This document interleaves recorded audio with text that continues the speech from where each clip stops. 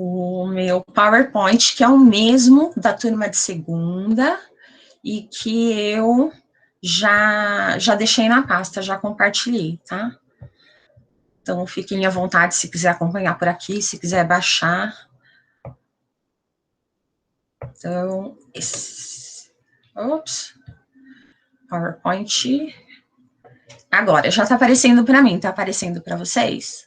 Aqui tá, sim. Ah, que bom, obrigada, porque eu só vejo a minha tela aqui do PowerPoint e não vejo vocês.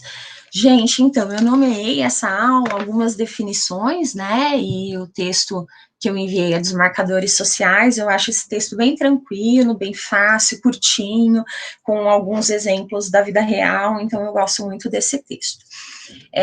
Eu pensei num roteiro da gente falar, né, de algumas definições sobre marcadores sociais, a origem. Eu vou dar alguns exemplos de diferenças e desigualdades, depois eu vou dar alguns exemplos de marcadores, eu vou falar de interseccionalidades um pouquinho, as considerações finais, e aí a gente vai para as imagens.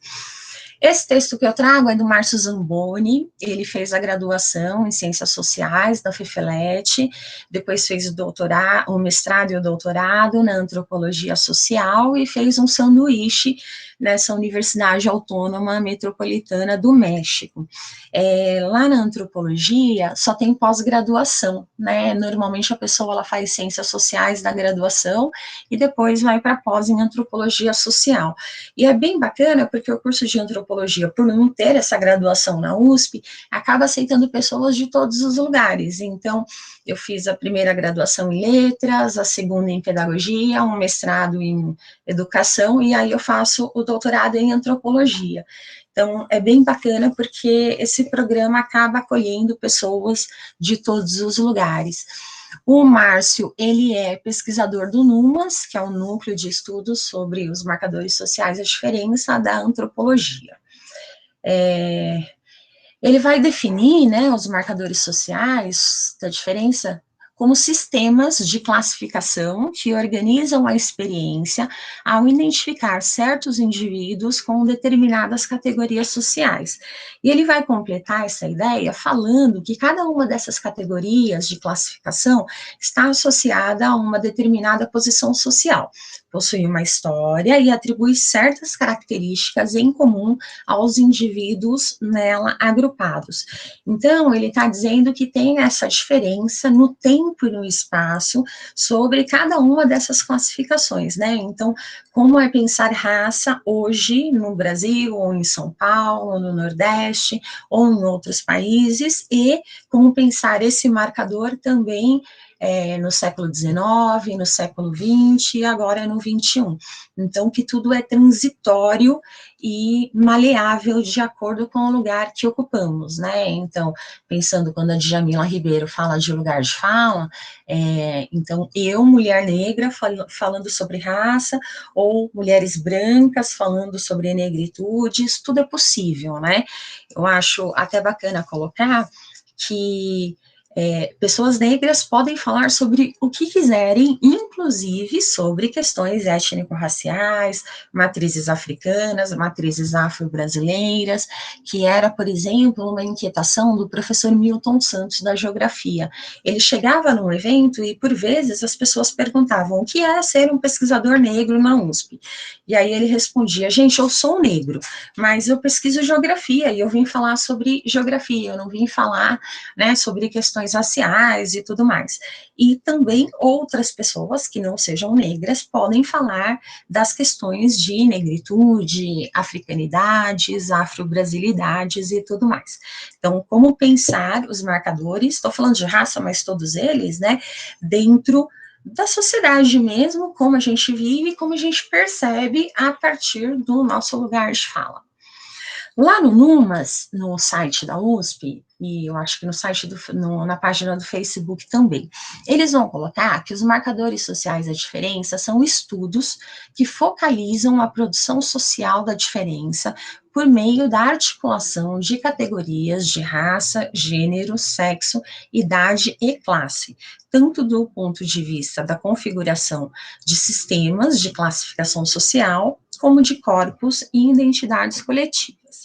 O que eu tenho para falar sobre isso? Embora eles coloquem só esses marcadores, são vários outros marcadores que a gente vai conversar hoje durante essa atividade, essa aula, né? E que eles estão pensando de forma teórica, né? Na antropologia, nas ciências humanas, nas ciências sociais, e enquanto corpos ou identidades coletivas percebem essas questões dentro dos marcadores individualmente ou nessa interseccionalidade ou articulação, que é a palavra que o Numas usa e que o Zamboni também vai usar, e que a gente também vai desenvolver um pouquinho isso hoje. Para dar um exemplo, eu falo da minha pesquisa, né? Então, minha pesquisa é apresentar, né, na tese, como as pessoas da comunidade escolar, que eu pesquiso, que é a EMEI Carolina Maria de Jesus, vivencia esses marcadores. Então, cada pessoa individualmente vai vivenciar de uma forma, mas tem também essa identidade coletiva do espaço dessa escola em específico, né? Então, é mais ou menos isso de pensar individual e coletivamente. Eu trago também essa frase da Adriana Psitelli, ela é uma pesquisadora lá da Unicamp, ela pesquisa gênero, né, como ela está falando aqui, gênero, classe ou etnicidade, e dentro de outras questões, né, ela escreve para o caderno Pagu, e é uma excelente pesquisadora. Enfim, ela fala que esses marcadores não aparecem apenas como formas de categorização exclusivamente limitantes, eles oferecem simultaneamente recursos que possibilitam a ação. Então, ela, com essa questão do limitantes, ela não está falando que ele pode estar sozinho, então, que ao mesmo tempo ele pode estar nessa articulação, que, né, os outros autores já falaram também, mas que ao mesmo tempo ele está mobilizando questões que possibilitam ações concretas, né? Então, por exemplo, a Lei 10.639, 11.645, né, que falam da oferta de outras questões sobre africanidades, das matrizes africanas, afro-brasileiras e indígenas, foi feito a partir de muita luta, de muito enfrentamento. Então, esses estudos possibilitam outras ações de direito, de reconhecimento, de políticas públicas, que a gente também vai ver um pouquinho hoje. Um pouquinho da origem, né? Então, esse termo marcadores sociais, ele surgiu no campo das ciências sociais, das ciências humanas, lá pela década de 80, nos Estados Unidos, com o feminismo das diferenças. O que acontece, né? Infelizmente, a gente tem que partir desse referencial, né, dos Estados Unidos, porque, né, a gente tem essa questão ainda colonizada e a gente não conseguiu se dissociar. Eu falo muito balançando as mãos, né, que vergonha. E aí, na década de 60, 70 e 80, as feministas norte-americanas, né, estavam se empoderando e tomando muita presença no cenário acadêmico, político e de demandas sociais. E as mulheres negras, elas estavam ainda com o pessoal, com os homens negros, lutando conjuntamente sobre as diferenças de raça. E em algum momento elas vão também militar enquanto feministas, né? E aí surge o feminismo negro. Então, algumas correntes vão falar que os marcadores surgiram com os feminismos o feminismo da diferença, que são as feministas negras nos Estados Unidos.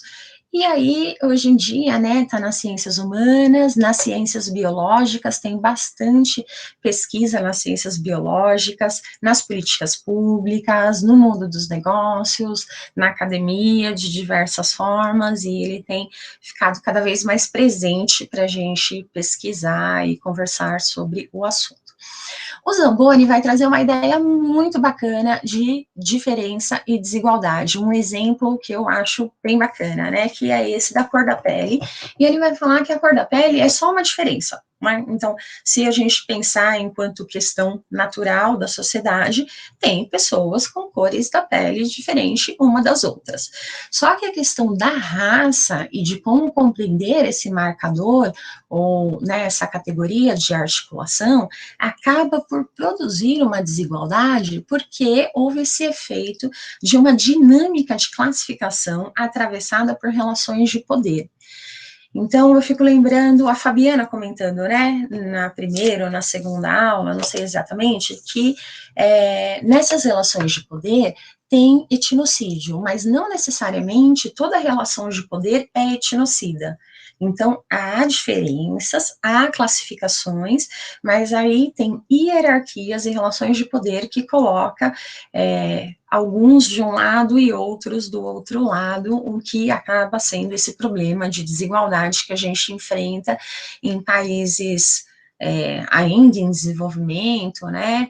O Boaventura de Souza Santos, por exemplo, ele vai falar que é uma questão do sul global, né, e aí em oposição a um esquema norte-cêntrico de relação de poder que exerce sobre o sul. Não sei se vocês tiveram a oportunidade de assisti-lo, quando ele foi, eu acho que em 2019, né, na Faculdade de Educação, foi bem bacana. E aí tem esse exemplo, e a gente pode pensar essa questão da diferença e da desigualdade a partir desse exemplo, com outros marcadores, né, de gênero, de região, de religião, que a gente vai falar um pouquinho mais. Bom, o Alexandre Veiga é um pesquisador do NUMAS e da antropologia, e na tese dele ele vai falar que a classe social, a cor, raça, gênero e sexualidade são acionados para corporificar diferenças e desigualdades. A transformação da diferença em desigualdade é feita usando-se os marcadores sociais da diferença como capital simbólico para se negociarem perspectivas sobre a própria subjetividade e a dos outros, atribuindo valores a eles, mas valores que são constantemente negociados em cada encontro. O que eu gosto bastante dessa fala do Alexandre é que nada é estático, né? Tudo vai ser mobilizado ao longo da interação entre as pessoas, né? Que vão colocar os marcadores enquanto capital simbólico, né? Lembrando Bourdieu falando de capital social, capital econômico e capital cultural, né? E o capital simbólico é um quarto capital que pode se referir a qualquer um desses que veio anteriormente. E nesse sentido, ele vai ser acionado e diferenciado ao longo de uma conversa, ao longo de uma situação, e que eles são mobilizados num momento. É uma dissertação bem bacana, uma dissertação de mestrado, eu coloco lá nas referências também, assim como todos os outros textos que eu estou falando. Bom, eu esqueci de pegar aqui, desculpa. Eu coloquei no PowerPoint essa questão de diferentes não desiguais, que é desse livro, não sei se alguém já teve a oportunidade de ler, que é a questão do gênero da escola. São 3 autores, a Beatriz Lins, o Bernardo Machado e a Michelle Escoura, são antropólogos lá da Antropologia Social da FEFELET. Eu acho, o Bernardo já defendeu o doutorado, e a Bia e a Michelle eu ainda não sei, mas elas estão em várias pesquisas, né? Teve até uma disciplina da Iracema, que uma delas foi conversar no último dia, não sei se alguém aqui fez alguma disciplina com a Iracema, normalmente o trabalho final é em forma de artigo, e ela faz também a apresentação em forma de evento, né, então tem pessoas que vão ficar na mesa para organizar, né, essa ideia de evento. Eu fui algumas vezes, e uma das meninas aqui também foi. O que eles estão colocando nesse livro, né? Que diferença está relacionado com semelhança, e igualdade está relacionado com desigualdade. Então, a gente deveria falar de diferença pensando na igualdade. Então, tem esse textinho aqui, ó. Igualdade entre as pessoas não é anular as nuances e as diferenças existentes entre elas, mas garantir que tais variações não sejam usadas para se estabelecer relações de poder, hierarquia, violências e injustiças. Esse livro é sobre gênero, né, mas essa ideia a gente pode transpor para qualquer outro marcador ou categoria de articulação. E essa ideia de também não querer apagar as diferenças, né? Quando a gente fala de algumas epistemologias do norte, a gente pensa também nessas questões de generalidade das coisas, de homogeneização, e que não há diferenças, a gente tem que compreender e respeitar essas diferenças e tentar garantir, né, direitos e menos relações de poder dessas que causam violências, injustiças e todos esses problemas na sociedade. A diferença, né? A Adriana Psitelli vem trazer também essa ideia de como pensar a diferença com a hierarquia ou a desigualdade. Ela fala assim: como a diferença nem sempre é um marcador de hierarquia, nem de opressão, uma pergunta a ser constantemente feita é se a diferença remete à desigualdade, opressão e exploração, ou, ao contrário, se a diferença remete ao igualitarismo, diversidade ou a formas democráticas de agência política.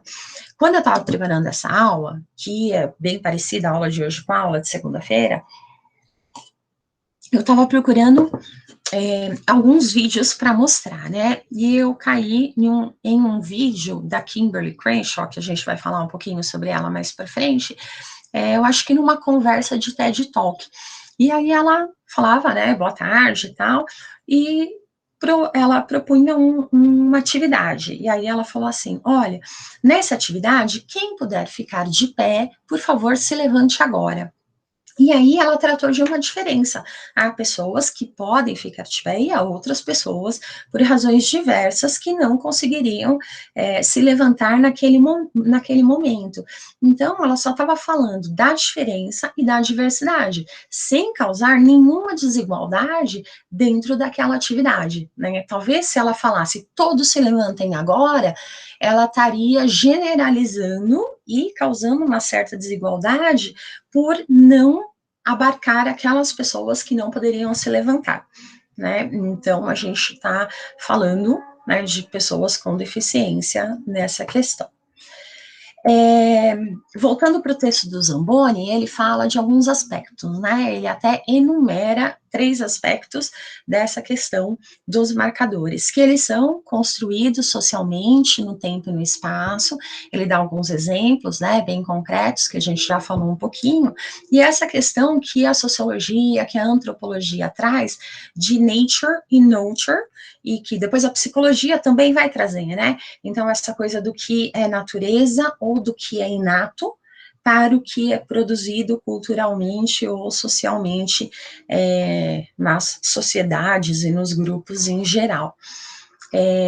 Ele também fala que não aparece de forma isolada, que pode até aparecer, né, mas tem sempre outras questões relacionadas. Então, quando eu falo, por exemplo, na minha pesquisa, de como esses marcadores operam, né, eles aparecem nas relações, tem hora que eu vou falar, o principal marcador aqui é esse, sei lá, gênero, mas também ele está mobilizando outros marcadores. A gente vai conversar um pouquinho sobre isso daqui a pouco.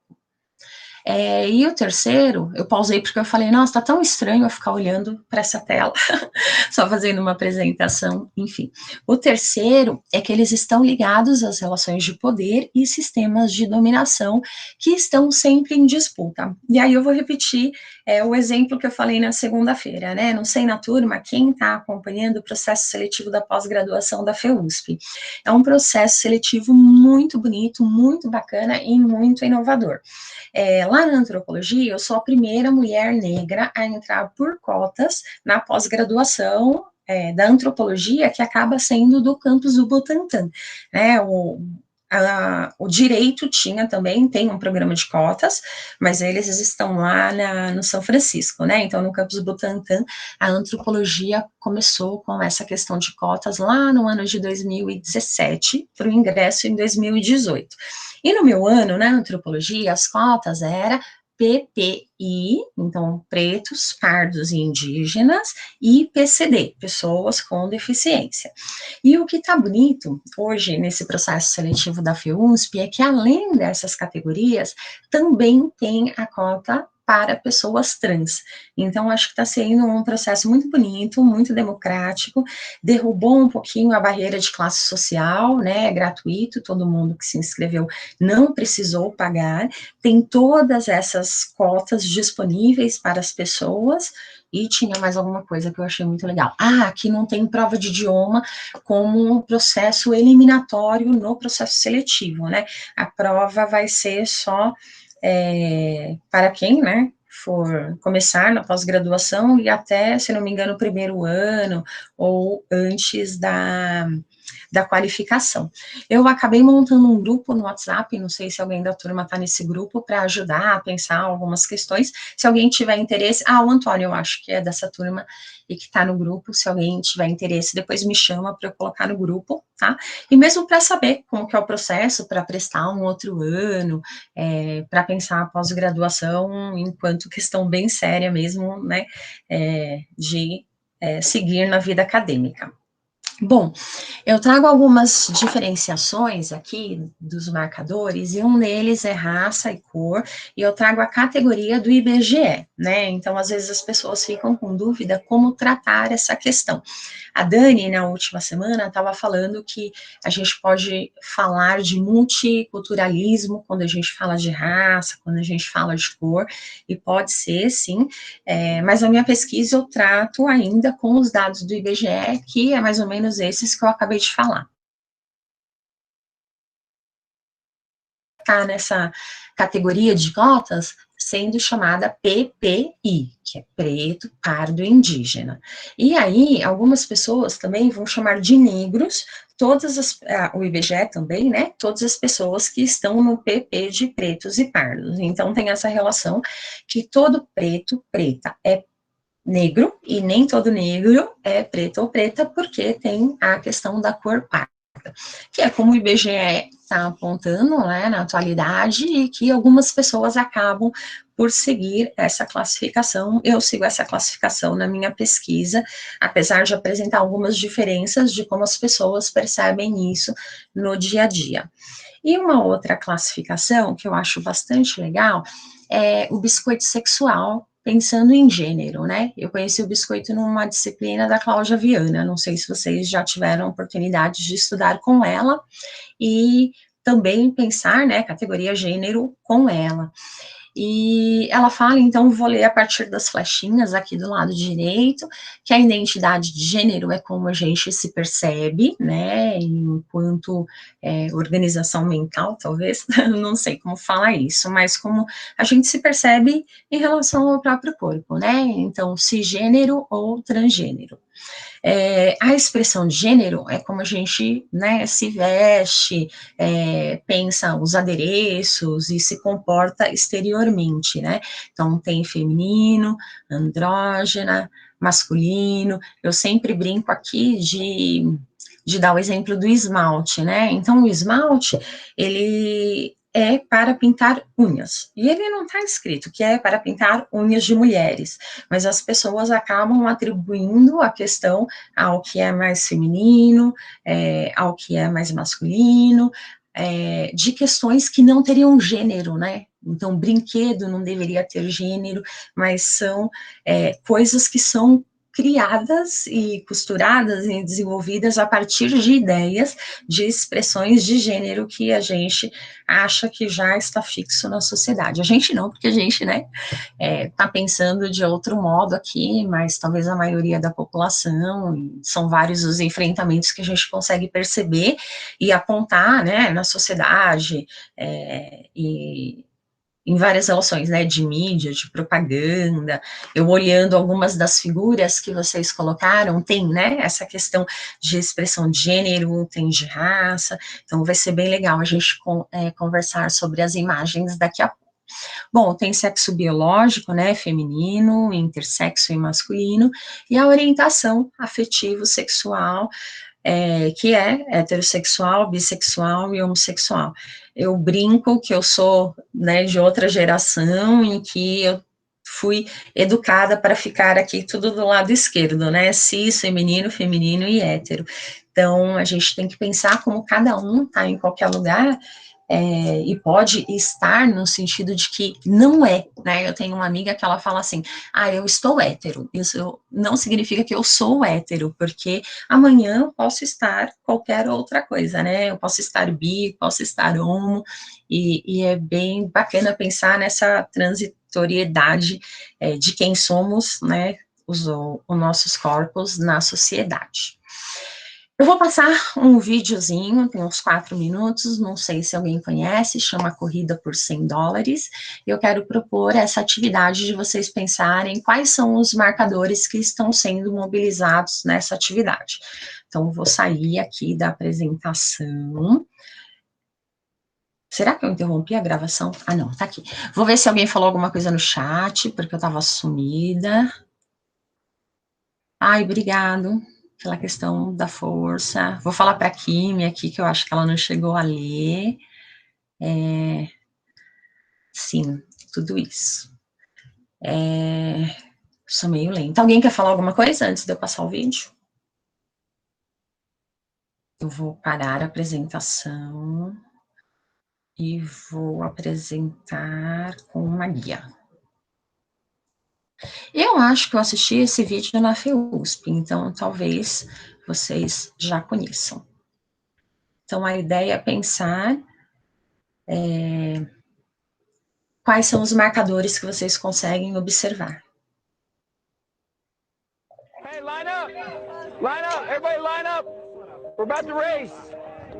Everybody line up! Shoulder to shoulder! Take off your backpacks! Basketball, line up! We're about to race! Hey, we are racing for a $100 bill. The winner of this race will take this. A $100 bill. Before I say go, I'm going to make a couple statements. If those statements apply to you, I want you to take 2 steps forward. If those statements don't apply to you, I want you to stay right where you're at. Take 2 steps forward if both of your parents are still married. Take 2 steps forward if you grew up with a father figure in the home. Take 2 steps forward if you had access to a private education. Take 2 steps forward if you had access to a free tutor growing up. Take 2 steps forward if you've never had to worry about your cell phone being shut off. Take 2 steps forward if you've never had to help mom or dad with the bills. Take 2 steps forward if it wasn't because of your athletic ability, you don't have to pay for college. Take 2 steps forward if you never wondered where your next meal was going to come from. I want you guys up here in the front just to turn around and look. Every statement I've made has nothing to do with anything any of you have done. Has nothing to do with decisions you've made.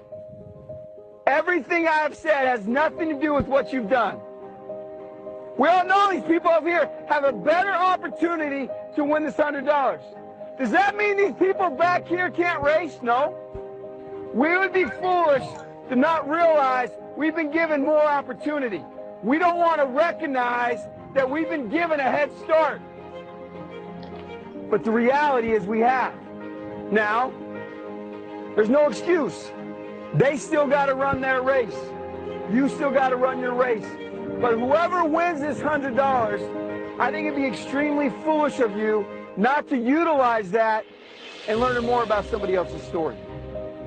Because the reality is, if this was a fair race and everybody was back on that line, I guarantee you some of these black dudes would smoke all of you. And it's only because you have this big of a head start that you're possibly going to win this race called life. That is a picture of life, ladies and gentlemen. Nothing you've done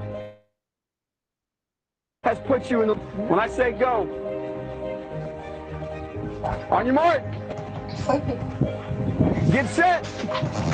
Go.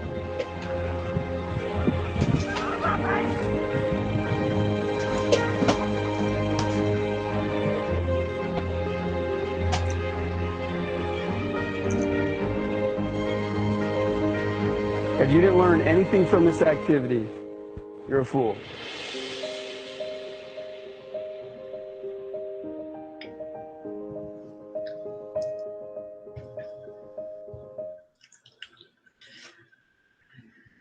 Voltamos. Então, alguém quer comentar alguma coisa, quer falar sobre o vídeo, sobre a corrida ou sobre os marcadores que são mobilizados? Um de cada vez, não falem todos ao mesmo tempo. Pode escrever se alguém ficar com vergonha de falar. Sim, Juliana, vai lá. Eu tenho que te autorizar? Eu não sei como funciona. Pode ser, Vitória. E aí depois a Juliana. Eu que tenho que desbloquear? Não, eu só falei que não precisa desbloquear, ela só liga o microfone e eu escrevo. Obrigada. Juliana, você esbarrou, você quer falar? Alguém já conhecia o vídeo? Alguém chorou? Nossa, domingo quando eu assisti, eu chorei. Oi, Apesar de... Essa Sim. versão é Raíssa. Essa versão em particular eu não tinha visto, eu tinha visto outras semelhantes, mas ela é muito legal para mostrar exatamente o que é desigualdade, né? A diferença de ponto de partida. Eu acho ela muito legal para, olha, meritocracia é uma farsa. Tá aqui o exemplo de que meritocracia é uma farsa. Então, eu acho ela muito legal, e os marcadores são alguns óbvios, né? Raça, classe social, são os mais óbvios. Né? Sim. Meu pai faleceu, né, de Covid o ano passado, em maio, e na época eu, né, tava sofrendo, eu tentava explicar para as pessoas, né, perdi meu pai era meu melhor amigo, não sei o que lá, e algumas pessoas não entendiam, né, e até falavam, nossa, por que você tá fazendo esse drama todo por causa do seu pai?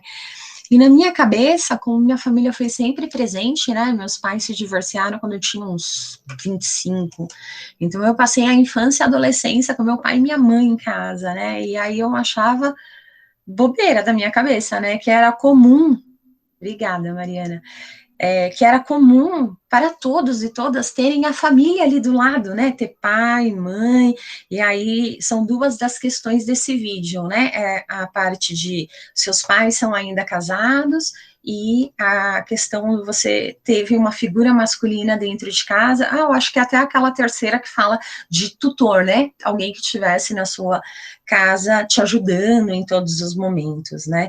Então, quando eu era criança, adolescente, meu pai e minha mãe, eles tinham ensino fundamental 1, e depois, em algum momento, eles fizeram ensino fundamental 2, né, minha mãe ela se formou no fundamental 2 no mesmo ano que eu passei no vestibular, e aí eu fico brincando com a música Eduardo e Mônica, né, só que eu e minha mãe, aí, nessa relação de educação, e meu pai terminou o fundamental 2 aos 80 anos, em 2019, no CEA Butantã.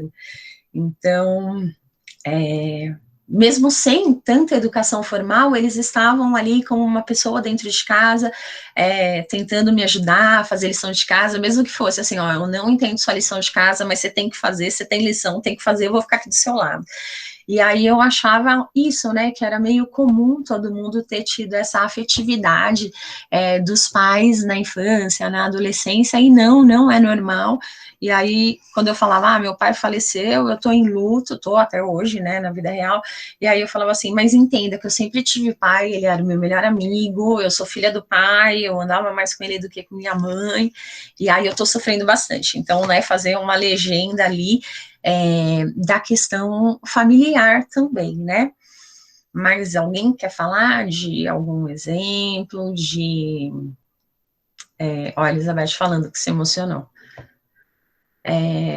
E obrigada pelos sentimentos. Ainda é muito difícil. Eu sofro cada vez que eu ouço hoje 1.000 pessoas faleceram. Não, a gente está, né, com mais de 2.500 pessoas e um ano depois, Covid ainda, né, os casos estão só aumentando aqui no Brasil e, enfim. Mais alguma questão de marcador do vídeo? Nathan? Simone. Não, eu queria falar vídeo, porque recentemente a gente estava discutindo, assim, com alguns colegas da escola. Primeiro eu quero dizer para você meus pêsames, né? Acho que a gente não pode deixar passar, assim, sair de um assunto e entrar no outro, que é uma coisa bem... Pessoas estão morrendo, né? E a gente tem que lembrar disso. E é isso. Meu sentimento por você, pela sua perca, uma dor, né? E que aos poucos ela vai se transformando, se ressignificando, mas ela ainda existe, né? Mas o que eu fico pensando em relação ao vídeo é que uma das discussões que eu tinha feito com alguns colegas de trabalho também é que a gente tinha visto um vídeo, né, similar sobre a questão da desigualdade racial, né? Mas não não não um olhar tipo de marcador, um olhar de marcadores sociais, mas situado dentro de um recorte. E eu fiquei pensando, no caso, quando você trabalha além do marcador social da raça, trabalha outras intersecções, outras possibilidades de classificação, categorização, e que rolam processos de hierarquização, processos de, de dominação, de poder mesmo, né? Uhum.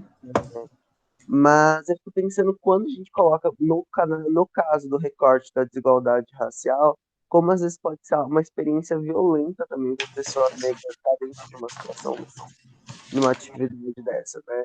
Já tive algumas propostas, já vi algumas propostas de professores querendo fazer uma atividade dessa, com recorte racial, dentro de uma escola particular, por exemplo. Então, tipo, o quê? 2 alunos negros, 3 alunos negros dentro de uma sala de aula com um monte de gente branca que paga para estar ali dentro daquela escola.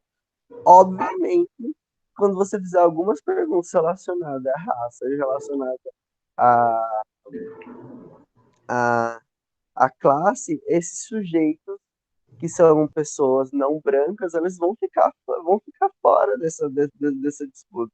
E aí eu fico falando, até fico pensando até que ponto isso é algo interessante para as pessoas negras que são expostas a situações como essa, sabe? Tipo, parece que é um processo da gente ter que educar a branquitude em relação a algo que não foi a gente que construiu esse sistema de categorização.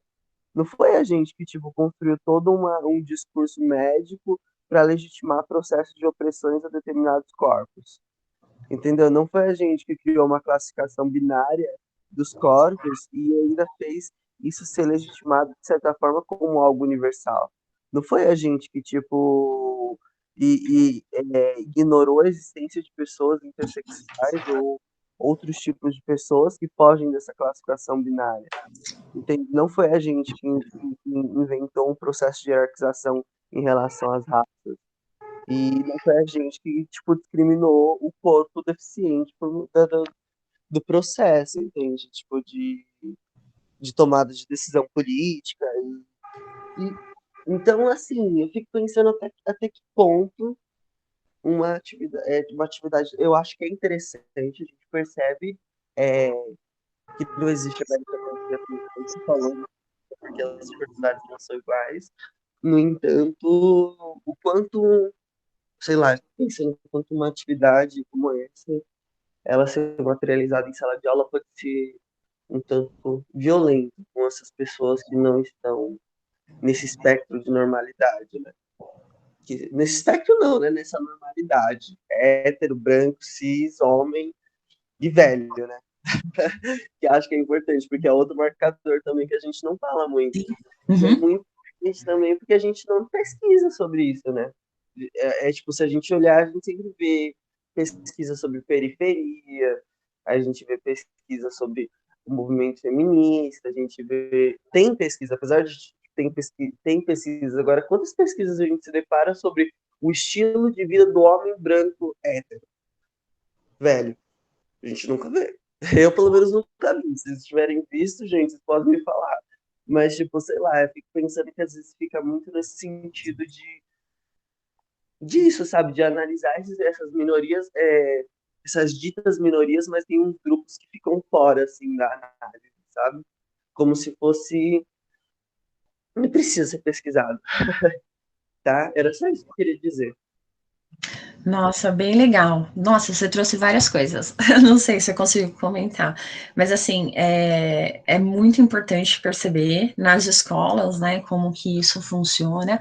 E eu não sei se alguém teve a oportunidade de assistir o professor Bernard Charlot, quando ele foi na faculdade de educação. Ele é um pensador, eu não lembro agora que cidade que ele mora, do Nordeste, talvez Recife, e ele é francês, mas ele casou com uma pesquisadora brasileira e mora no Brasil. Em algum momento ele foi até a FEUSP, né?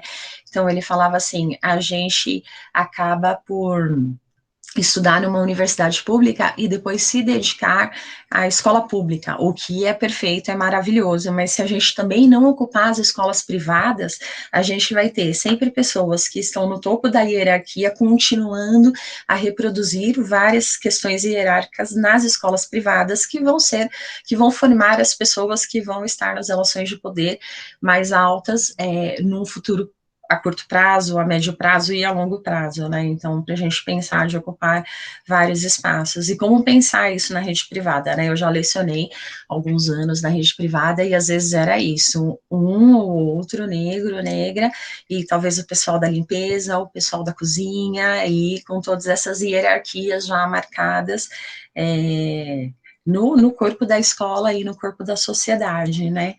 Essa questão de você falar de velhos, o adultocentrismo é uma coisa muito complicada, e na escola acaba por se reproduzir várias outras desigualdades nessa questão de idade, né? E eu concordo com você, é pouco estudado, então é bacana vocês pensarem nisso, caso vocês queiram seguir na vida acadêmica para realizar pesquisas que envolvam essas coisas, né? Eu amava meu pai, mas ele tinha vários defeitos, e um deles é que ele se posicionava como racista, numa outra cor, né, pensando no Brasil e no colorismo, ele não me via como mulher negra, né, então eu falava, pai, então, eu entrei por cotas raciais, eu sou preta, para, ele falava, não, você é morena, preto é outra cor, e aí ele colocava, em uma outra esfera. E um dia a gente estava almoçando num sábado, a gente almoçava todo sábado, né, e ele falou, filha, você não sabe o que aconteceu, eu nunca mais vou ser racista, porque ele não era só na cabeça dele, ele xingava as pessoas, falava mal, falava alto, ficava cutucando. Eu brincava com ele até que se ele tivesse nascido na Alemanha na época do Hitler, ele seria nazista, porque, nossa, ele era tão quadradinho que era bem difícil. Aí, nesse dia, ele falou, não vou mais ser mais racista, sabe por quê? Porque esses dias o jornal apresentou um cara velho que nem eu, ele tinha 80 anos, ele tinha cabelo grisalho, ele era homem, ele era branco e ele foi preso porque ele era racista, porque ele praticou alguma coisa, xingou alguém e aí ele foi preso. Então, eu tô com medo de ser preso, então nunca mais vou ser racista. Olha que doideira que é conversar com pessoas, né? Ele sempre teve isso em relação à classe. Ele falava que as pessoas moravam na favela, embaixo da ponte, por vontade. Eu lembro de, com 8 anos, eu não entendia direito, mas eu enfrentava, né? E tentava falar: não, não é, imagina, a pessoa vai ter oportunidade de morar numa casa própria, mas ela vai escolher morar num barraco. E aí ele sempre apresentou várias relações de poder, de opressor mesmo, né? E nesse dia eu não sabia se eu ria, se eu chorava, porque ele entendeu que ele era racista, só que ele não poderia ser mais, mas foi por medo de ser preso, né? Não é porque tocou que outras pessoas poderiam estar oprimidas pela fala dele. Então, são problemas da nossa sociedade que é muito complicado. A Mariana está falando aqui, até que ultimamente tem pesquisadores invertendo essa lógica, estudando a branquitude, a masculinidade, importante demais.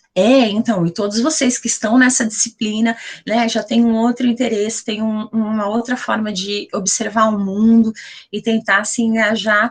Eu participei de um curso muito bacana chamado Afro-Latino-Americanidades, não sei se alguém já ouviu falar, é um curso de Harvard, ele é todo virtual, ele custa $250, mas ele tá com inscrição aberta para bolsas de 100% e bolsas de 50%. Eu fui da segunda turma, né, de setembro do ano passado até março desse ano, e se alguém tiver interesse, é para pensar questões de afrodescendência na América Latina. É um curso bem interessante, e a mobilização de pensar essa questão enquanto América Latina, né? E aí a Roberta falou também que tem um livro do Lourenço Cardoso e Tânia Muller, Branquitude, Estudos sobre Identidade Branca no Brasil. Olha, não conhecia, bem bacana, vou dar uma olhada também, porque faz parte, por exemplo, da minha pesquisa. Na minha pesquisa, eu acho que são 17 professoras na EMEI e só uma é negra, ou só uma se identifica como negra. E todas as outras são brancas, então, né? Então, como pensar uma escola que tem uma proposta étnico-racial, que trabalha com matrizes africanas no primeiro semestre e indígenas no segundo semestre, a partir de um corpo docente de mulheres brancas. Então, nossa, que interessante, né? É uma sensibilidade muito grande, como todo mundo que se inscreveu nessa disciplina, e mesmo com todas essas confusões, ainda não desistiu, né? Alguém quer falar mais alguma coisa, ou sobre o vídeo, ou sobre os marcadores? Professora, eu gostei muito da sua fala. Você, de certa forma, expôs uma realidade que eu acho que nós, pessoas negras, e que ocupa esse espaço da universidade, a gente vivencia, né? Porque a gente sai de casa, dentro de casa, a gente tem uma experiência em relação ao discurso, esses discursos raciais, de classe, de gênero. Na faculdade a gente tem outro, né? Outro discurso que está ali sendo discutido. E aí é muito difícil fazer essa interlocução, assim, do que a gente pesquisa, do que a gente estuda, do que a gente acredita, a gente vê na universidade, e a representação simbólica que a gente tem dentro desse espaço, dessa outra representação simbólica que a gente tem dentro de casa, né? E que é isso, nem sempre tipo, a nossa família vai ser coerente com o nosso discurso, né? Muitas das vezes vai ser esse embate político. E isso também é interessante porque, de certa forma, denuncia que esses marcadores, eles não estão somente eles não se materializam somente em estatísticas, né? Eles se materializam também através da linguagem, e a linguagem também reproduz também cria muitos comportamentos em relação, né? Então, tipo, eu não sei quantos seu pai tinha, mas eu levo em consideração os meus pais, eles foram educados num período que a educação tinha um outro olhar, assim. Minha mãe, por exemplo, foi educada durante a ditadura militar. Então, se a gente olha as pesquisas sobre educação pública nesse período, a discussão não era no sentido de entender essas diferenças, esses marcadores, ou pensar em como os professores podem lidar com isso, né? Era muito mais no sentido de pensar uma educação tecnicista, porque era essa a lógica do governo naquele período das escolas públicas, né? E, tipo, quem também estava dentro das escolas públicas naquele momento? É outra questão. Então, tipo, é interessante isso que você fala. Eu me sinto muito representado nisso. Porque às vezes a gente muito. Tipo, eu me cobrei muito por muito tempo em relação a isso, sabe? Dizer algo quando eu tô no espaço universitário e quando chegar em casa me deparar com outra realidade. E nem sempre a gente vai discutir. Às vezes a gente está numa mesa de, tipo, durante o governo, durante a eleição do Bolsonaro foi isso, por exemplo. Vários integrantes da minha família votaram no Bolsonaro, assim, tipo, minha mãe foi uma das poucas pessoas que, tipo, não votou, e é isso, sabe? Tipo, eu vou deixar essas pessoas de lado, vou dizer que elas são fascistas, vou dizer que eu vou comparar essas pessoas, tipo, é legal a comparação que você fez com Hitler, né? É isso, tipo, não é tão fácil, assim, quando a gente vem de um lugar, numa posição social, no qual é inferiorizado e ainda mais é naturalizado esse processo de inferiorização, entende? Então, tipo, demorou muito tempo para eu poder desconstruir, por exemplo, um olhar de inferiorização em relação a mim atrelada à questão de raça. Demorou muito tempo para eu me sentir dentro do espaço universitário como alguém que pode contribuir academicamente. Por quê? Porque toda essa lógica de inferiorização, toda essa lógica que o racismo traz, ela tem marcas na minha subjetividade, né? Ela tem marca nas nossas subjetividades. Então, é interessante, eu gostei muito da sua fala nesse sentido, assim, de mostrar que é muito mais complexo do que a gente acha. Não é simplesmente se posicionar em relação a algo. Às vezes, a gente não vai se posicionar também dentro de casa, porque, tipo, a gente já se posiciona dentro de sala de aula, a gente já dá aula, a gente já faz um planejamento pensando em diversas questões e que são ignoradas pelo currículo. A gente tem atos políticos dentro de casa também, não tem sempre. É tão fácil assim, né? Sei lá, acho que tem bastante da sua fala. Flor. Que legal, obrigada. Eu entendo essa coisa de não se posicionar. Como eu vim das letras, a gente faz uma piada de Macunaíma. Aí, não sei se alguém leu, mas ele falava o tempo todo, ai, que preguiça. E às vezes a gente não se posiciona assim, por, ai, que preguiça ter que fazer essa discussão. O Einstein falava que todo pesquisador ou todo cientista tem que saber explicar a pesquisa para uma criança de 8 anos ou para um idoso de 90. Então, se a gente, né, assume um pouquinho essa questão enquanto enfrentamento, pensar como que a gente pode ficar cutucando sem que seja agressivo para a gente ao longo da trajetória, para que em algum momento desse estalo e algumas pessoas resolvam perceber enquanto desigualdade todas as questões, né? Mas é tudo muito difícil. A Raíssa falou aqui a mesma coisa quando eu ouço mulheres sendo machistas. Normalmente as falas mais fortes, mais duras, vêm das bocas dos oprimidos que não percebem essa opressão. Sim. E aí é isso, né? Depois de 2017, com a eleição do Bolsonaro, 17 ou 18, me perdi agora, 18, ficou muito mais evidente para a gente, né? E quantas pessoas estavam aí votando nele porque concordavam com ele, né? Eu tenho uma prima, por exemplo, que ela recebeu Bolsa Família, que ela fez universidade pelo ProUni e que ela conseguiu comprar a casa dela com Minha Casa Minha Vida, e ela adorou quando a Dilma foi embora e acabou o governo do PT. Então, eu não entendo, né, essas pessoas que passam por políticas públicas, fazem parte delas, precisam delas, mas aí depois, não, esse governo, mas o Lula não tinha faculdade, a Dilma era gorda. Eu tenho uma prima que fala que não gostava da Dilma porque ela era gorda e solteira. Oi? Enfim. Eu coloquei aqui o link lá da bolsa do curso de Harvard, para quem quiser. Vitória, você tinha levantado a mão? Você ia falar? Então tá. Então, que a Dilma era sapatão, e aí, nossa, não merecia estar nessa posição de presidente. Ai, gente, macunaíma, viu? Literalmente preguiça de ter que lidar com algumas pessoas. Vou voltar lá, tá? Alguém quer falar mais alguma coisa? Ou pode ser o PowerPoint. Então tá.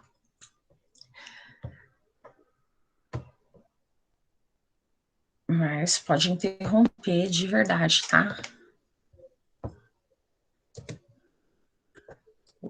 Tá. Eu espero estar falando com um pouquinho de emoção, assim, porque eu tô triste, né?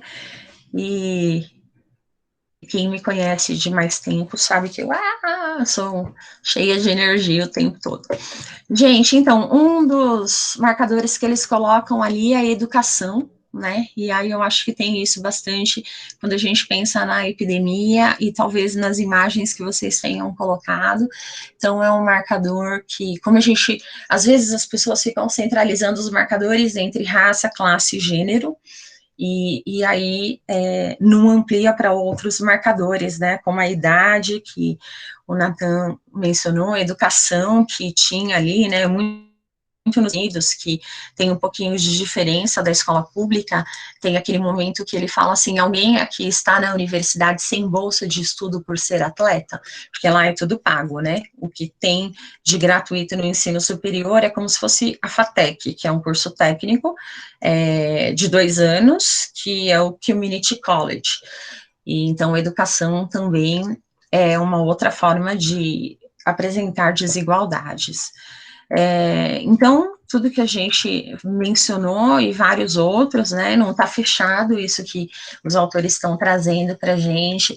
Profissão, por exemplo, na minha cabeça foi um marcador que eu aprendi a partir das minhas crianças ali, conversando e praticando, e aí pensando na ausência de pesquisas, a profissão, deixa eu ver se eu vou falar isso. Olha, eu não consigo nem lembrar a sequência do que eu ia falar. Ah, vou falar. Vou falar de profissão daqui a pouco, mas tem todas essas outras questões que às vezes elas surgem no decorrer da pesquisa, que a gente ainda nem imaginava, mas aí a situação se mostra e a gente pensa, nossa, o que fazer? Como que eu vou categorizar isso, né? E aí tem até uma que eu ainda estou pensando em como fazer. E aí, na aula de segunda-feira, o meu gato passou aqui na frente, né? E aí eu pensei como que a gente poderia pensar enquanto categoria, marcador, né? Seres humanos e animais, pensando que, né, nessa hierarquia, os seres humanos acabam, estão tentando acabar com os animais, com a natureza, então como que isso seria uma categoria? Ainda não cheguei em nenhuma resposta, se alguém tiver, a gente vai comentando.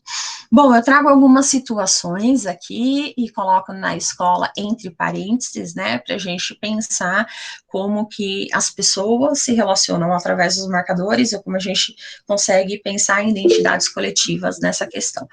Alguma Uma coisa... dúvida. Você falou sobre a relação natureza e ser humano como marcador. Você sabe se tem alguma pesquisa em relação a isso? Que Não entende? conheço, Ah, não conheço, mas seria super interessante, né? é Eu... porque eu estava pesquisando sobre educação escolar indígena, né? E eu estava estudando sobre a cosmovisão indígena em relação à natureza. Eu estudo sobre isso. A minha iniciação é sobre a linha construir uma linha do tempo de pensadores e propostas pedagógicas que pensam a escola ao ar livre, né? Então ela surge na tuberculose, na Europa, mas quando você pensa em educação rural no Brasil, também tem essa tá atrelado com isso, né? Só que se configura dentro do país dessa forma também. E aí eu fiquei quando eu comecei a ler sobre essa relação entre o homem e a natureza, eu comecei a ver muito no bojo da educação higienista, né? E aí é, e aí eu comecei a entender um pouco mais o que eles dizem em relação à natureza, esse contato, né, com a escola ao ar livre. E eu senti muito essa concepção de natureza como algo externo ao homem, né? Tipo, como se tivesse uma ruptura, tipo, a natureza e o homem é algo à parte. E que vem muito de uma visão descartiana, de toda uma construção e tal histórica em relação à ciência mesmo. E quando a gente começou a se deparar com algumas literaturas indígenas, principalmente indígenas, de povos indígenas, a gente começou a ver outra relação, outro sentido de relação com a natureza. Não mais como algo fora da natureza, mas como algo integrante e que faz parte dessa da natureza, né? Tanto que, tipo, o Krenak é o Krenak, tem um outro ator também que ele cunhou Pedagogia da Terra, que é o Moacir Gadot. Ambos falam sobre um termo que é o cidadania global, que é no sentido de romper com essa lógica de entender que cada um está dentro de um país isolado, entender que faz parte, todos fazem parte de um planeta, não só os seres humanos, mas também os outros elementos que compõem esse planeta, os outros seres vivos. E o Krenak rompe um pouco com essa lógica de seres não vivos, né? Ele fala que a montanha também é uma pessoa, o mar também é uma pessoa, e que ignorar, desumanizar esses elementos da natureza é o que legitima o processo de entender ela como recurso, entender ela dentro de uma lógica do capital. Então, uma das intersecções que eu estava pensando mesmo em fazer pesquisa era justamente entender essa relação com a natureza como um marcador social da diferença. Não é tanto que eu peguei a disciplina de marcadores sociais da diferença aqui na Faculdade de Educação e peguei na FEFELESH também, porque ela tem essa disciplina. E as duas são no mesmo dia. E não achei ainda uma referência que use a natureza como um marcador social da diferença, mas eu sinto que existe existe esse discurso, existe essa diferenciação, existe a construção dessa diferenciação. Aí você citou isso, eu fiquei pensando, será que você conhece alguma citação relacionada a isso? Porque, tipo, porque realmente tem sentido, tem uma construção na forma de se relacionar e ver com, ainda mais quando você tem contato com outras cosmovisões, outras formas de se relacionar com o mundo, né? Aí eu fiquei assim, gente, Excelente oportunidade para você publicar a sua IC, escrever como marcador e ser a referência daqui em diante, porque eu acho que ainda não tem. Mas é bem interessante você trazer as questões indígenas, né? Eu co-oriento algumas indígenas para entrarem na pós-graduação e tudo mais.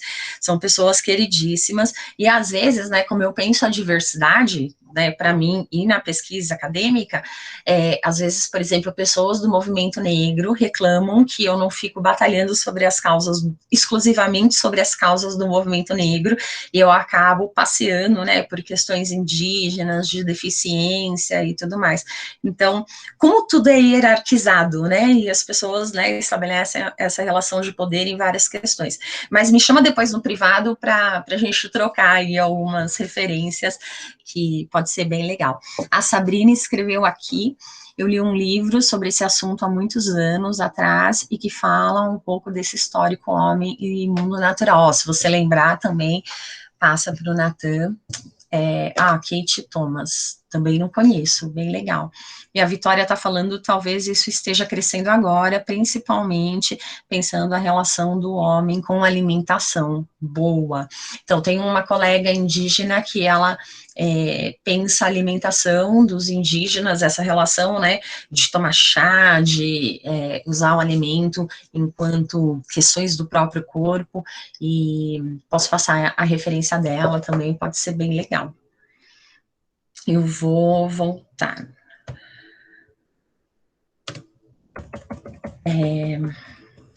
Então, aí o interessante da pesquisa é isso, né? A gente vai ampliando as concepções e o que a gente pode trazer para a academia e na troca, e colocando novas ideias, trazendo novas referências.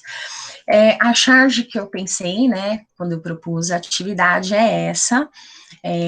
Eu ganhei uma bolsa uma vez pela FEUSP, a Fabiana Jardim que fez a carta de indicação, e na verdade era do Banco Santander, não sei se vocês já ouviram falar, tem Top China, Top Espanha, eu acho que Top Canadá, não sei se ainda tem. Eu fui em 2011 para a China e a gente ficou um pouquinho mais de 3 semanas, e na ida, quando a gente fez a escala em Dubai, e aí eu vi pela primeira vez muitas pessoas, muitas mulheres com burca, eu fiquei imaginando se eu estava agredindo as pessoas por não estar usando nada na cabeça, né, e eu estava de vestidinho, com os braços de fora, e aí eu falava, nossa, que complexo, embora eu compreendesse muito bem que o aeroporto é um lugar internacional, né, quando eu era jovem, quando eu tinha 22, eu fui comissária de bordo, então o aeroporto é super tranquilo de transitar, mas naquele momento eu fiquei com medo de estar ofendendo a cultura de alguém, né, por estar num país que tinha essa relação com as mulheres e com o corpo das mulheres. E aí uma amiga, uma colega do curso, acabou me mostrando essa charge quando a gente teve a oportunidade de ter internet. Então, tá falando assim, né, a moça loira fala, olha, tudo coberto, menos os olhos. Que cultura cruel essa dominada pelos homens. E a moça de hijab, né, fala a mesma coisa, né, nada coberto a não ser os olhos. E que cultura cruel dominada pelos homens, né? Então, quando a gente pensa em gênero aqui, tem a relação da mulher com o homem, mas também do feminino masculino, né, como a gente quiser descrever, mas também entre elas pensando a opressão a partir do lugar masculino e como elas compreendem a sociedade, né, e não sei, a gente do Brasil que tem praia, talvez seja essa moça da esquerda de biquíni, de óculos escuro e tudo mais. E aí, de repente, eu pensei nas imagens, né, nessa questão da gente trazer alguns dos marcadores e fazer alguns comentários. Eu também, não sei se alguém conhece a Tara, o seriado da Tara, eu acho que em português é O Mundo de Tara, os Estados Unidos de Tara, não sei, mas tem um trecho que eu quero trazer sobre a referência de HIV/AIDS para a população homoafetiva, né, o recorte que o seriado traz para a gente pensar essa questão. Então, vou compartilhar outra tela, que é...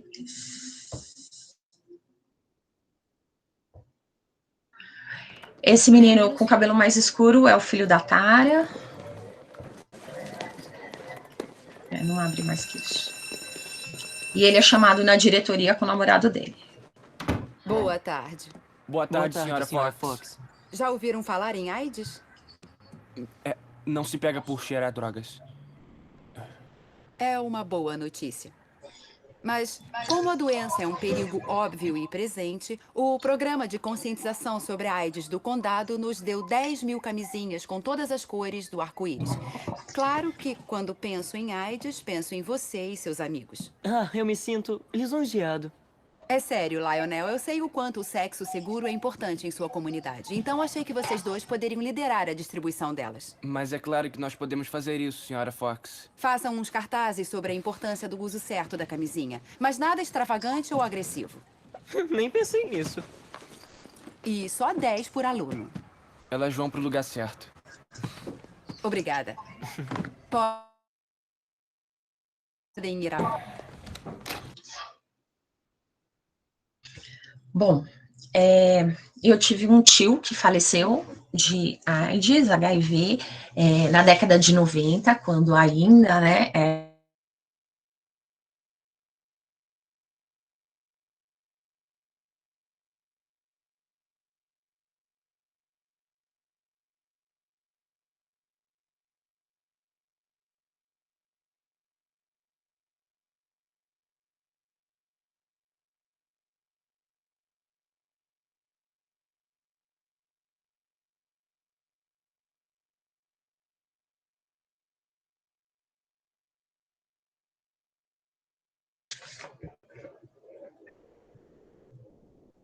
Voltou. já consegue me ouvir de novo? Ai, que bom. Eu troquei de internet, tá vendo? Eu já avisei. Opa! Eu avisei que podia acontecer. Aqui no CRUSP é assim. E o pior é que não tem cabeamento, né? Fibra ótica, então eu não posso comprar uma internet da Claro, da Vivo, e não tem antena suficiente para usar dessa forma, né? Então, mesmo a minha internet, que é da Claro, que é chip, acaba oscilando. Que bom que eu não estava em apresentação, senão talvez eu não percebesse. Bom, então, na minha família, meu tio, ele faleceu na década de 90, quando a AIDS matava, né? Que agora tem coquetéis e as pessoas têm uma sobrevida um pouco maior e tal. As pessoas no Brasil, pelo menos, não morrem mais disso. Mas tem essa questão da diretora ou coordenadora da escola falando, né? Vocês acham que é só uma diferença ou tem uma desigualdade aí dentro do que ela falou, propôs, dividiu o pessoal? Uma pessoa de cada vez. Então, na minha cabeça... sorry, desculpa. Vai lá. Falar que é desigual no momento que ela chama os dois como representantes da AIDS. E tanto que ela fala, eu sei como o sexo seguro é importante na sua comunidade, tipo, não é importante nas outras, na comunidade em geral. Então, tem essa relação do poder ali, né? Então, é isso mesmo, exatamente isso. Talvez se ela chamasse, né, pessoas héteros e pessoas homoafetivas, ela estaria tratando da diferença igualmente, mas como ela chama só uma ideia, né, as pessoas homossexuais, ela estabelece uma desigualdade, no sentido que talvez até eles dividam somente com os outros homos da escola, e não é isso, né? Você vai falar, Vitória? Sim. Eu ia falar que se foi a escola que recebeu, a caixa, porque não é a escola que distribui, porque são os 2 alunos que não dá nem, que eu não assisti a série, né, mas considerando que não tem como uma diretora da escola saber que 2 alunos gays que namoram são sexualmente ativos, que eles podem namorar e não fazer sexo. Só porque são namorados, eles fazem sexo, já é sabe, tá pressupondo coisas da cabeça. Então, é papel da escola fazer isso, não de alunos que você nem sabe se são sexualmente ativos ou não. Excelente, é isso mesmo. Então, ó, você está trazendo até outros marcadores na sua fala, de idade, de conjugalidade, e além da questão da saúde e tudo mais. Muito bacana mesmo. E é isso que eu vou trazer, né? Eu li um livro. Eu já estou compartilhando, estou meio doida. Eu li um livro e eu vou dar ele aqui de exemplo, que chama Augusto e Leia, não sei se alguém conhece, ele é escrito pelo professor Carlos Sebe, lá da História, ele... isso daqui demora um pouquinho para abrir. Sobre esse casal, né, que lógico, os nomes foram trocados, esse casal é um casal de classe média alta da cidade de São Paulo, quando eu li, eu ficava imaginando que eles estavam ali na região do Pacaembu, né, que é uma região mais burguesa, com umas casas enormes e tudo mais, e o que acontece, né, o Augusto, ele era bissexual e ele era HIV positivo. Ele nunca falou isso em casa, porque ele já não tinha mais relações sexuais com a Leia. Mas um dia eles estavam numa situação X, eu acho que eles estavam passeando numa outra cidade, na casa de amigos, e eles acabam por transar. E ele passa o HIV para ela, ele não avisa que ele é soropositivo, ele não usa camisinha, e ela começa a adoecer na frente dele, e ele ficava imaginando que ela pudesse estar soropositivo, e ela não imagina até que um dia o médico pede para fazer um exame de sangue e fala que ela está com AIDS. Então, tem acontecido muito no Brasil, e aí eu acho que em vários outros países, a feminização da epidemia, em que, como as pessoas, né, têm esse preconceito, essa desigualdade de falar que a AIDS é só referente a homossexuais, eles não conseguem incluir, né, no tratado jurídico da saúde, relações afetivas, conjugais e sexuais estáveis de mulheres casadas, que eu aprendi essa palavra conjugalidades agora, quando eu fui preparar essa aula no domingo. O que é horrível, muito triste. E o fato de que mulher casada não pode usar camisinha, quer dizer, homem casado não precisa de camisinha. Se você... como assim a mulher vai pedir para ele usar camisinha? É isso, né? E a mulher... Quer dizer, além de todas as coisas naturais da sexualidade, o fato de a traição ser uma coisa possível, você assume, não, dentro de casa, isso é um tabu, não se conversa e não se usa camisinha, ponto. É um tabu, e se a mulher pedir, né, para o marido, vai que ela tá pensando, será que ele tá me traindo, né, ou alguma coisa, ela pode ser super fiel, mas na cabeça machista dos homens, talvez, não, peraí, se ela tá pedindo camisinha, ela tá me traindo, tá me colocando chifre, tá não sei o que lá, e mesmo que ele esteja traindo, talvez ele tenha essa resistência de fazer isso dentro de casa. Eu não sei se vocês já ouviram outras histórias, mas, então, ó, a Mariana falando, ignorância preconceituosa e letal, né? Ela é fatal em algumas situações, porque não é só opinião ou algo moral, não, tá afetando a saúde das mulheres, né? E de diversas formas. E assim, aconteceu muito, né, e na época de 90, enquanto eu matava, que você via as pessoas, assim, eu tenho 50 anos, eu vi as pessoas definharem e morrerem, então, para mim é natural usar camisinha em qualquer situação, dane-se. Agora, para a geração mais nova, perdeu esse poder que tinha na minha geração, de que a gente simplesmente usava camisinha e ponto. Entendeu? Como não vê mais morrer, ela se banalizou de volta só como um método contraceptivo, entendeu? E aí ela para de ser tão usada. Não, gente, muito complexo. Sim. Essa fala da Raíssa, isso é muito interessante. Tem um grupo que chama na USP, de alguns amigos meus, algumas bichas amigas minhas, e algumas trans, mulheres trans, que é louca de favorecência. É bem conhecida, assim, a louca de favorecência.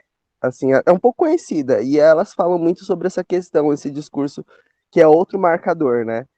Da população mais velha, ter essa relação com os mais jovens, que esse olhar de tipo, eles não estão se prevenindo.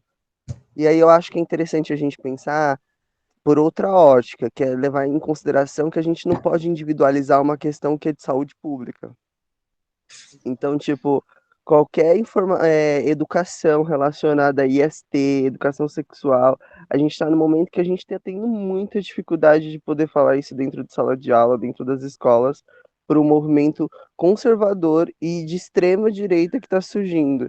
E se a gente, tipo, retomar a década de 80, principalmente o movimento trans, foi muito precursor no sentido de começar até, tipo, distribuir camisinha, sabe? Por exemplo, isso não era algo que tipo, a Igreja Católica era interessante para eles, entende? Então teve muito discurso por parte da Igreja Católica e do Estado no sentido de ignorar método contraceptivo, entende? Então, por exemplo, no caso do discurso da Raíssa, ela falou assim que por ela ter vivenciado a década de 90 e ter visto pessoas se definharem em relação a essa doença, causou que ela não pense em fazer e ter relações sexuais sem o uso de camisinha.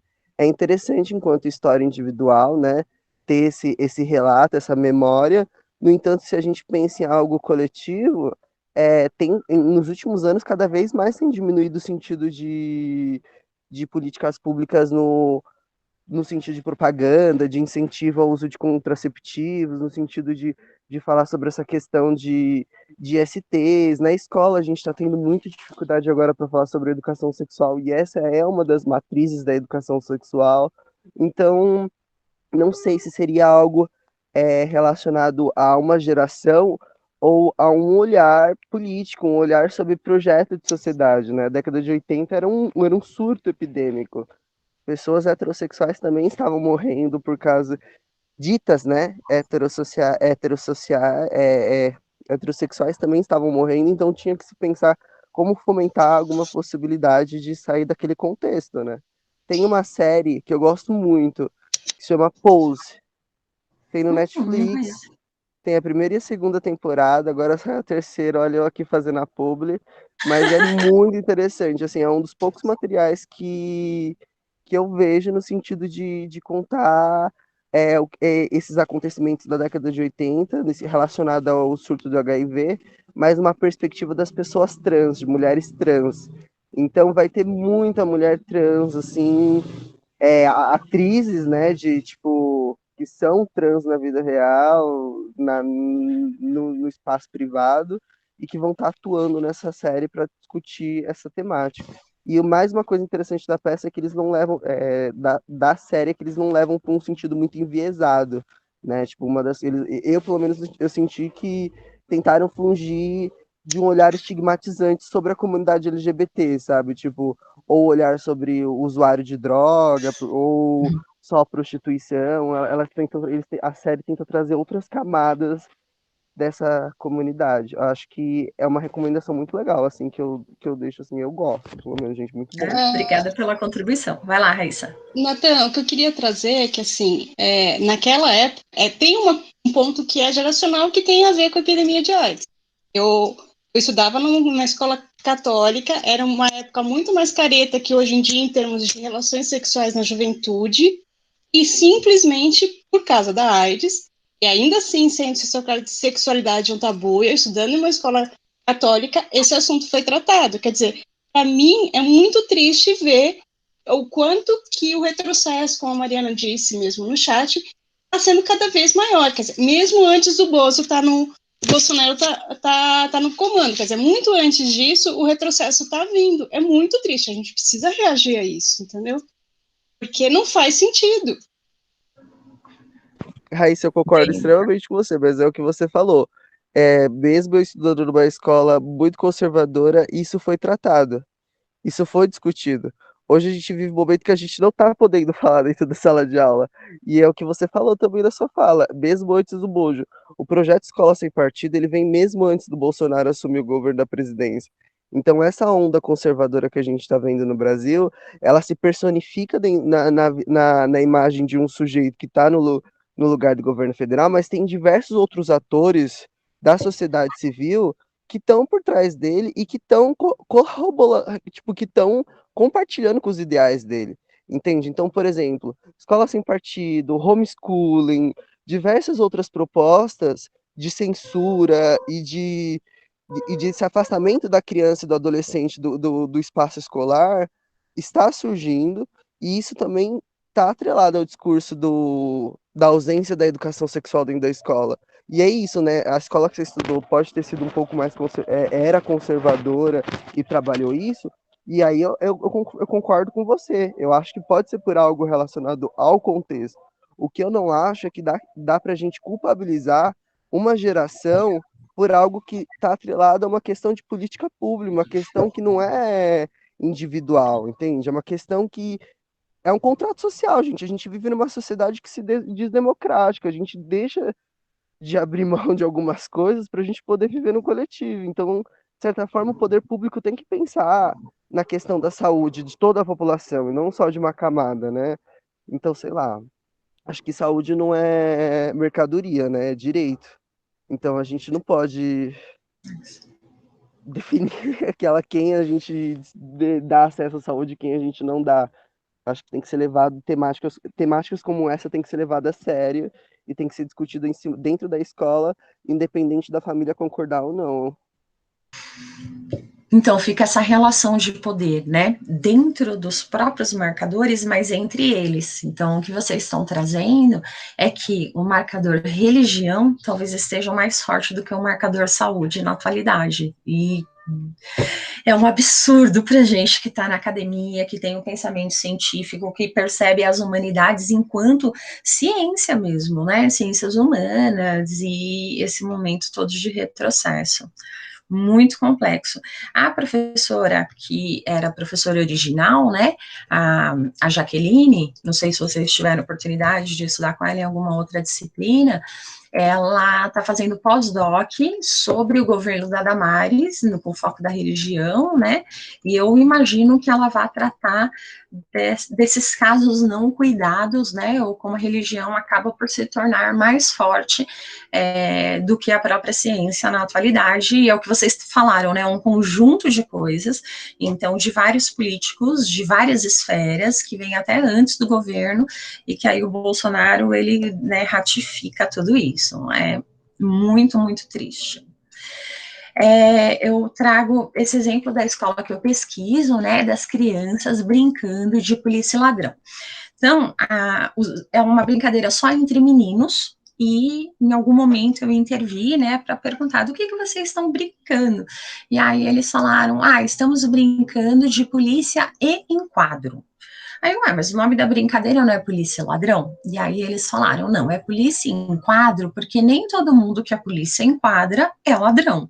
Aonde a gente mora são só pessoas que são enquadradas. E flexionando o verbo enquadrar dessa forma mesmo, né? E eram crianças de 4 e 5 anos, né? Então, a percepção que eles têm da relação da polícia com a comunidade, com a rua deles, né? É um bairro que, por um lado, tem condomínios de alto padrão e há 2 comunidades, né? E na autoidentificação, 1/3 das famílias declaram que moram nessas comunidades. E nessa brincadeira, né, a polícia é bem violenta, grita, bate, toca de maneira bem agressiva, empurra para o chão, e aí em algum momento quem é o enquadrado fala, agora é minha vez, que significa agora é minha vez de ser polícia. E em outra turma, em algum outro momento, eu percebi que os enquadrados eram só as crianças negras, e o único menino branco na brincadeira era o que era a polícia, e ele não invertia o papel, ele não conseguia se colocar no papel do enquadrado. E aí eu perguntei, né, do que vocês estão brincando, toda a história de novo, polícia em quadro e tal. E aí eu falei, e você? E aí esse menino branco falou, eu não sou enquadrado, Aí eu falei, mas por que você não é enquadrado? Aí ele fala, porque a polícia não me para. Eu, e por que a polícia não me para? Aí ele fala, porque a polícia não mexe com pessoas que nem eu. Faz, né, forma de arminha com as mãos e sai correndo.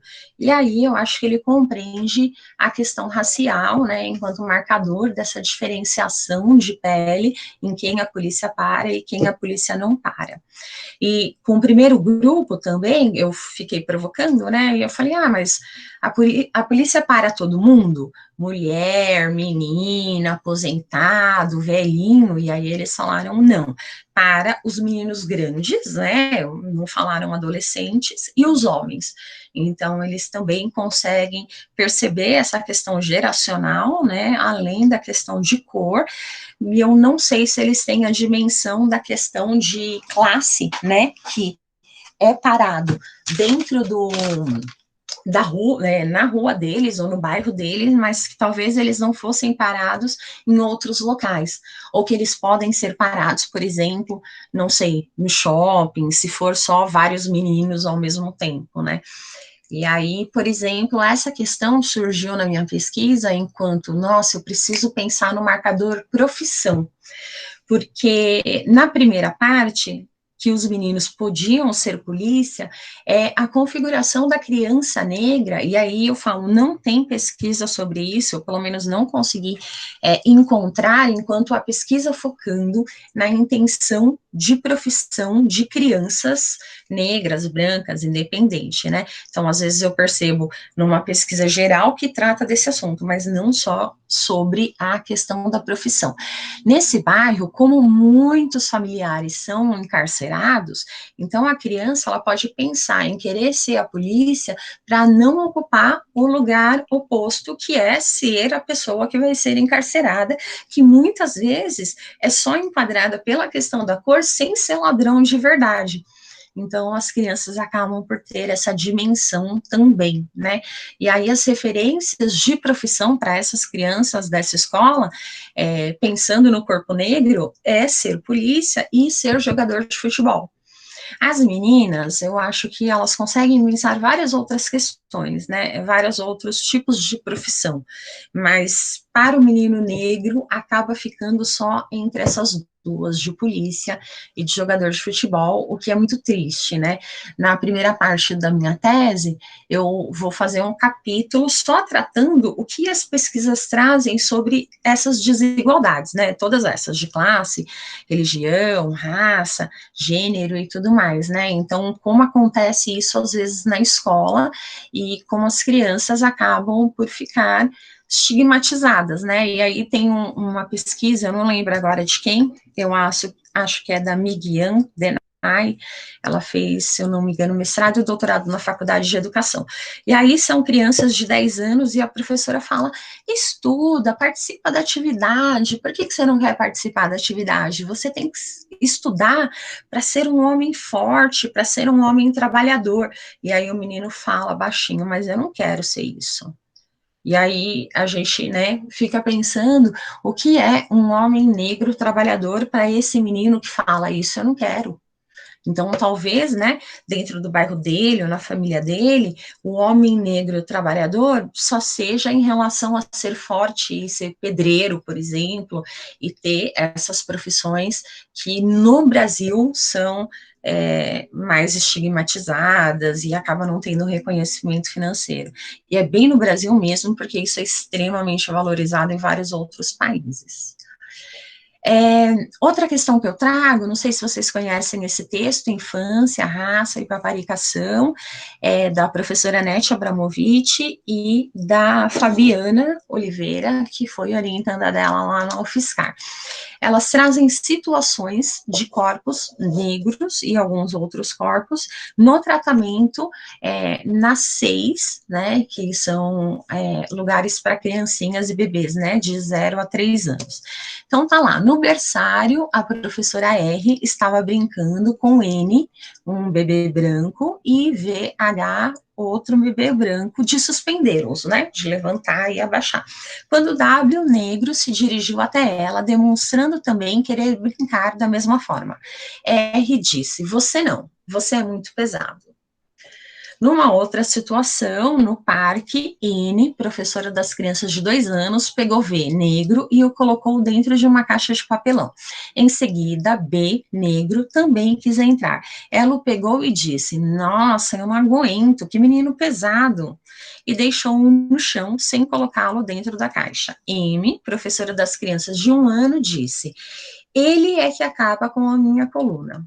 Noutra situação, M, professora de crianças de 1 ano, faz o seguinte comentário: olha como o D, menino negro, fica suado no sol. Depois de algum tempo, após ter se referido ao suor do menino, este vem até M, que estava sentada no chão, e tenta abraçá-la, mas quando foi encostar em seu rosto, ela disse, nossa, você está suado, você está todo suado. Ela sempre enfatizava a questão de D, negro, ficar suado enquanto permanência sob o sol. Aí as duas, né, fazem esse recorte de falar um corpo negro tende a ser rejeitado segundo uma norma de negação do diferente em relação ao modelo estético de beleza e saúde convencionalmente estipulado como padrão a ser seguido. Um corpo negro, gordo, destituído de algumas brincadeiras com a professora. Um corpo negro, suado, tende a ser rejeitado. O cheiro faz parte de uma cuidadosa construção racista sobre o que é ser um corpo esteticamente aceitável, na qual ao negro cabe uma concepção depreciativa do corpo. Então, a gente acaba por perceber aqui questão de gordofobia, então peso é uma categoria, suar, né, é bem complicado como colocar, estar suado dentro de uma categoria, e como pensar como crianças brincando no parque não estariam suadas, independente da cor, independente do tamanho, e como isso é polêmico, né, e difícil pensando da perspectiva da criança.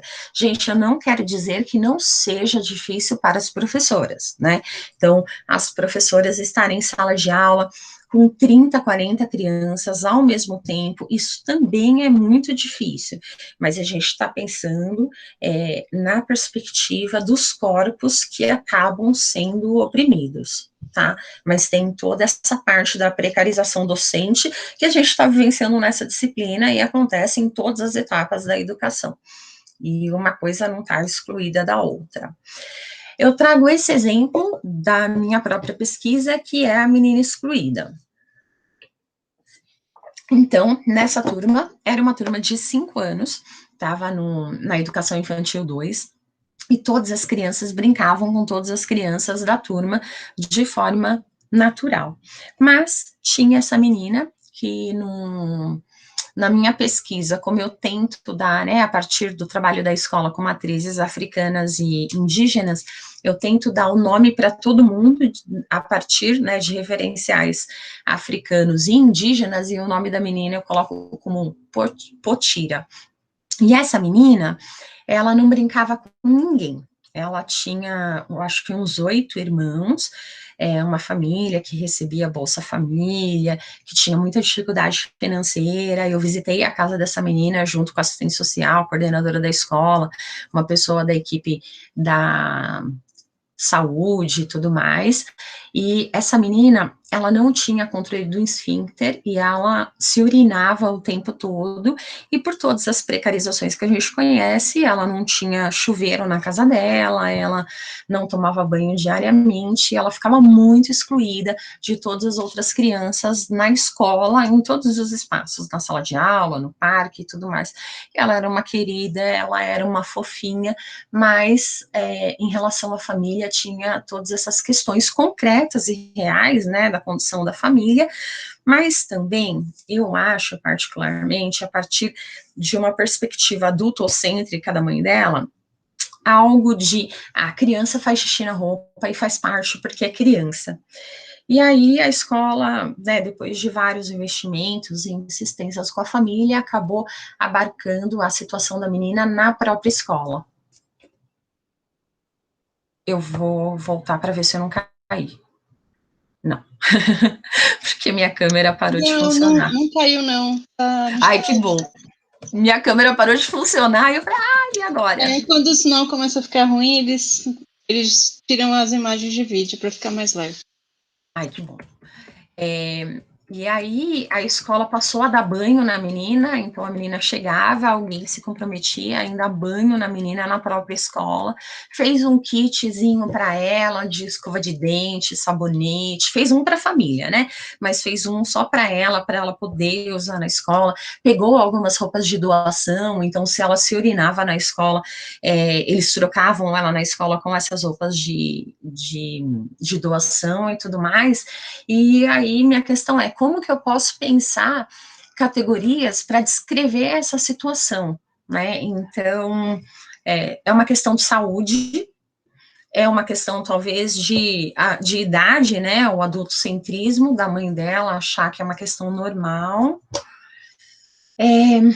Não é nenhum problema da menina, na verdade, ela não tinha um problema de esfíncter, quando ela foi ao médico, né, a pessoa falou que ela estava com uma infecção de urina gravíssima, já há muito tempo que estava comprometendo, né, e aí ela saiu da escola, foi para o primeiro ano do ensino fundamental, e aí a escola não teve mais como saber dela. Talvez no próximo ano, o irmãozinho dela mais novo entre na escola, né, e se a situação já estiver normalizada, talvez a gente tenha o contato dela novamente por essa questão do irmão, né, mas como pensar uma categoria, um marcador social para descrever isso na minha tese? Então, é algo que surge em decorrência da pesquisa, e aí a gente tem que pensar, né, como dar conta de explicar isso a partir das desigualdades que essa menina acaba se encontrando com a família e nessas relações familiares e da comunidade, sem ser da escola, porque a escola, né, paliativamente tenta dar conta disso. O Zamboni vai falar que não existe uma lista fechada e definitiva, né, dizendo quais são os marcadores sociais da diferença. Essa é a parte boa que a gente pode ir negociando, né, e pensando vários outros. Ele vai chamar de categorias de articulação ou articulação, mas a gente pode considerar também americanidades e interseccionalidade como sinônimos dessa questão de pensar mais de um marcador ao mesmo tempo. A primeira pessoa que eu trago é a Aftar Bra, ela nasceu na Índia e ela foi criada no Senegal, e ela fala da diferença e diversidade, ela tem um artigo chamado, né, Diferença, Diversidade e Diferenciação. Eu não vou ler porque já está, né, dando o horário, a gente tem que falar de várias outras coisas, mas o PDF vai ficar disponível, né?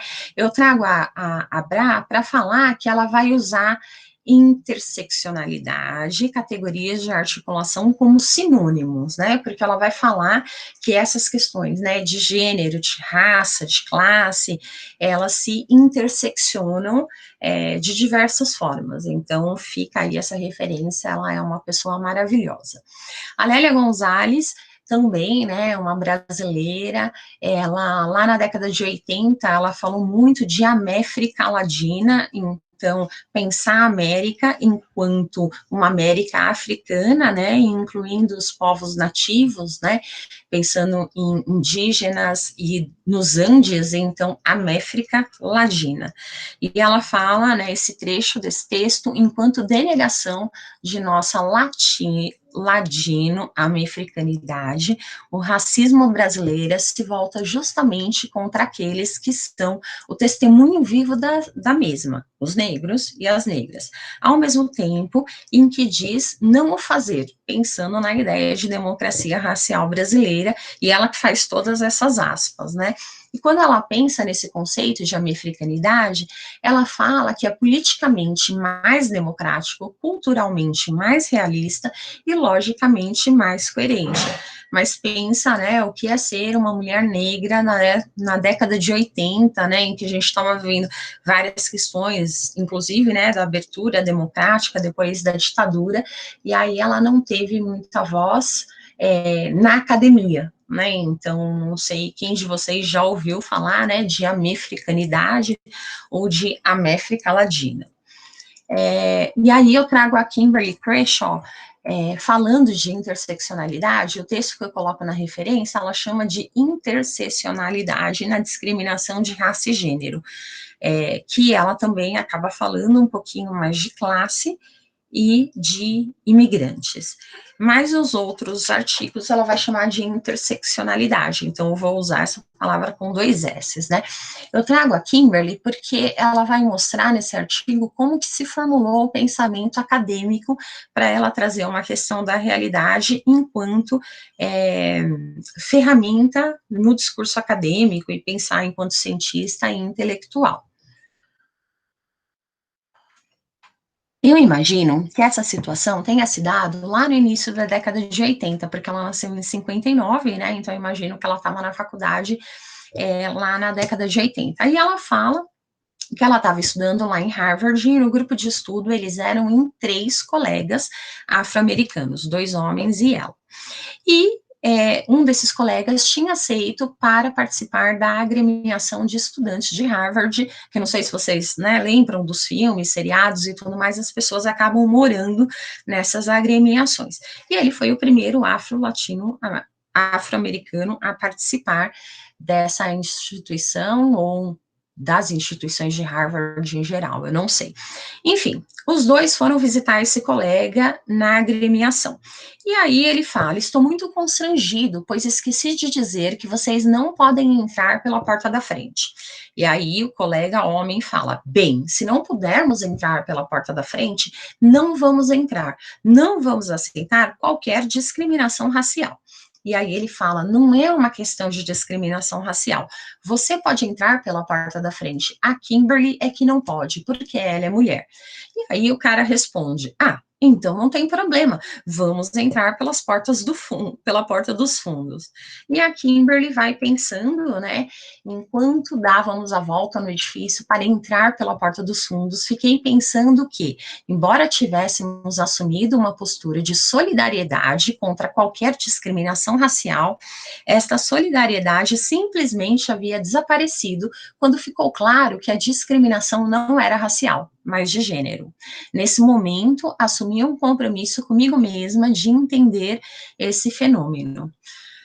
Natan, se você for falar depois, então, dessa relação e criar um marcador, você pode, né, escrever no seu artigo, na sua IC, que você pensou isso na aula de diferenças e desigualdades, né. Gente, e aí a Kimberly, ela vai, né, tratar enquanto desenho da intersecção, né, falando que a gente pode pensar, raça, mulheres, pobres e da região do sul, né, nos Estados Unidos, a região do sul escravizou mais pessoas e demorou muito mais para pensar na libertação dos escravos, né, e ela também fala um pouquinho dos imigrantes, então, que há algumas coisas que acontecem na intersecção, e que não é, então vamos só pensar em classe ou só pensar em gênero, não. Acontece na intersecção de todos esses elementos e talvez até de alguns outros, né? Se a gente for pensar a religiosidade a partir da escola sem partido, ou do grupo da Damares, então a gente consegue até colocar uma outra bolinha de religião aqui nessa intersecção, né? Então a Kimberly vai falar que precisamos reconfigurar nossas práticas que contribuem para a invisibilidade interseccional, e a interseccionalidade oferece uma oportunidade de fazermos com que todas as nossas políticas e práticas sejam efetivamente inclusivas e produtivas. E aí eu finalizo, né, pensando no Zamboni, nos outros pesquisadores que eu trouxe, e na gente, né, enquanto estudante, acadêmicos, intelectuais, cientistas humanos e pensadores, que pensar os marcadores ou essas categorias de articulação são importantes no debate acadêmico, no debate social, são campos em abertos, né, em negociação, e a negociação ela é muito importante, né, a gente tem que pesquisar enquanto identificação e mobilização política, pensar nas demandas, né, que esses grupos individualmente ou interseccionados precisam, de forma a superar, né, todas as desigualdades que a gente tem na atualidade e que possam acontecer, né, no futuro, pode ser numa questão até de antecipar o que pode ser daqui a pouco, pensando no enfrentamento para reconhecimento, oportunidades, direitos, políticas públicas e pensar que deveria ser para todo mundo, né, a referência de igualdade de forma realmente efetiva e para todos. E aí eu faço uma listinha de referências, se vocês pensarem em relação ao trabalho final, aí a gente só pensa em relação a isso, conversando com o Felipe depois, tá? Não sei qual que é o programa que ele vai pensar e vai apresentar para vocês na próxima semana. Mas aí esses textos, se vocês quiserem discutir e não fizer parte do programa, pode me chamar depois do privado e a gente vai conversando. Algum comentário? Alguma questão?